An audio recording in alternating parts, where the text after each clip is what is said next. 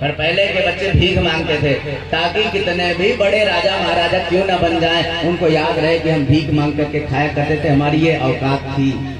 आज के लोग बात बात में कहते हैं मेरी औकात नहीं जानते, तुम मेरी औकात नहीं जानते, मैं कौन हूँ। हम बता दें इंसान की कितनी औकात है, पूछो बता दें। अरे हाँ बताओ, आप बताते हैं इंसान की क्या औकात है। एक लोटा घी, एक लकड़ी का गट्ठर और एक माचिस की तीली, जहां जलाया पल भर में राख, इतनी सी ही है आदमी की औकात, इससे ज्यादा कोई औकात नहीं। कितना कमा लोगे आप, अरबों खरबों एफडी कर लोगे, जाओगे 25 रुपए के मटकी में टंग करके हरिद्वार में विसर्जित हो जाओगे, फिर पता नहीं चलेगा कि ये राजा साहब जा रहे हैं या रंग जा रहे हैं। इसलिए भैया मान अभिमान का बिल्कुल विचार नहीं करना चाहिए, पर यह शिक्षा गुरुकुल की है। दोनों भिक्षाटन करके संविधा बीनने लगे। गुरु माता ने सुदामा जी को कुछ चने पकड़ाए थे कि भैया जब तुम दोनों को भूख लगे तो खा लेना। इतने में जंगल में भयंकर बारिश होने लगी, दोनों वृक्ष पर चढ़ गए। अब भयंकर बारिश हो रही है, भयंकर तूफान चल रहा है। सुदामा जी को खूब भूख लग गई। अब सुदामा जी घबरा रहे हैं, अकेले खाऊंगा तो पाप का भागीदार बन जाऊंगा, पर नीचे उतरूंगा तो मुझे कोई खा लेगा शेर भालू। बेचारे भूख के मारे व्याकुल हो गए, एक एक चने को खाना शुरू कर दिया।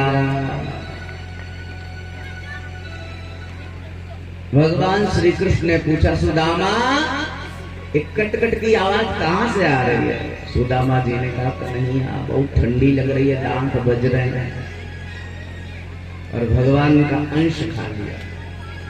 कोई किसी का भी अंश खाए तो उसकी दुर्गति होना निश्चित है। कुछ लोग अपने बड़े भाई की संपत्ति हरण कर लेते हैं, कुछ लोग अपने छोटे भाई की संपत्ति का हरण कर लेते हैं। यदि तुम किसी का भी अंश खाओगे तो याद रखना भिखमंगा हो जाओगे। किसी का 1 रुपए भी आप जबरदस्ती का ना लो, बहुत नुकसान करता है भैया। याद रखना, जिस भाई से तुम इतना विवाद कर रहे हो, जिस भाई से तुम बंटवारा कर रहे हो, तुम्हारी गरीबी में तुम्हारा बेटा तुम्हारे साथ नहीं होगा, पर तुम्हारा भाई तुम्हारे साथ जरूर होगा, इसको मानो।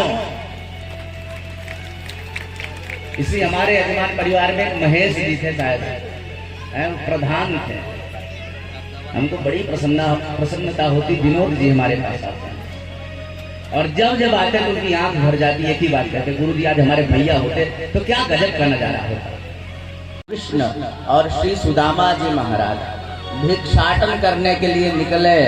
गुरु माता ने कहा, भैया तुम लोग भिक्षाटन कर लेना और फिर जंगल से संविधा लेकर के आना, तब तुम्हारे लिए भोजन बनाऊंगा। पहले के बच्चे जो है, जो गुरुकुल में पढ़ते थे, वो भीख मांगने जाते थे। क्यों? ताकि वो पढ़ लिख करके अभिमानी ना बने कि हमने भी भीख मांग करके खाया है।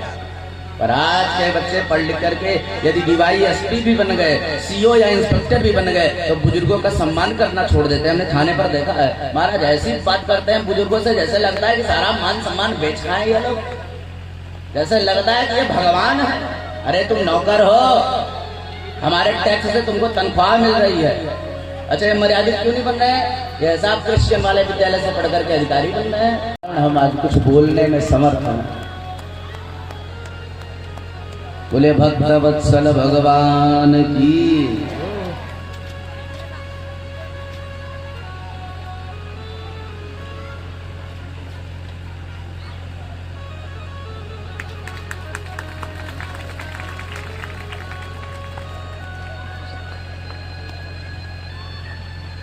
ये हमारा चेला है, इसका नाम शनि है, शनि गारमेंट्स के नाम से प्रसिद्ध है। इसके लिए जोरदार ताली बजाओ। पिछले वर्ष इन्होंने छोटे छोटे बच्चों के साथ बड़ी राम कथा करवाई थी भैया। हनुमानगढ़ी के बगल में इनका घर है, आप लोग जानते हो। और ये इस बार भी हमसे कह रहे थे, गुरुजी फिर मन है राम कथा कर।